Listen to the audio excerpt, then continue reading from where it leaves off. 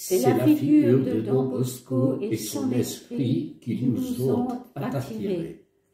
Pour moi, ayant fait une grande partie de mes études dans une œuvre des religieux salésiens, j'ai appris à connaître Don Bosco et son esprit par les lectures, dans les diverses activités, mais surtout par la rencontre de vrais éducateurs salésiens, par l'esprit qu'ils mettaient dans toute la vie de la maison, par l'ouverture sur les autres et la prise de responsabilité qu'ils nous confiaient. Un tel vécu me donnait envie de placer ma vie dans le sillage de Don Bosco et de ses fils.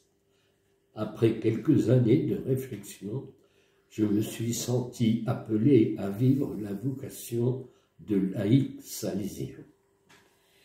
Quant à moi, étant jeune, je me suis beaucoup engagée quand la possibilité se présentait. Messagère, connaître les missions, catéchisme, patronage, actions toujours tournées vers les plus jeunes et les plus pauvres. J'étais à la recherche de l'orientation de ma vie, pas en communauté religieuse, car celle que je connaissais me semblait trop fermée. Je voulais quelque chose de plus ouvert. Quand j'ai rencontré Jacques, il m'a fait connaître Don Bosco et la famille salésienne. Cela semblait bien correspondre à ce que je cherchais. Notre mariage fut l'engagement de notre vie et aussi le départ de notre cheminement de salésiens coopérateurs que nous avons la grande chance de vivre ensemble.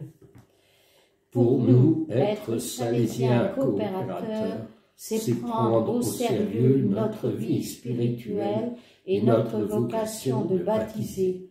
C'est vivre l'Évangile à la suite de Don Bosco et de Françoise Sales, sous une forme fraternelle et organisée dans l'association, en communion étroite avec les religieux et religieuses et en lien avec les membres des autres groupes de la famille salésienne.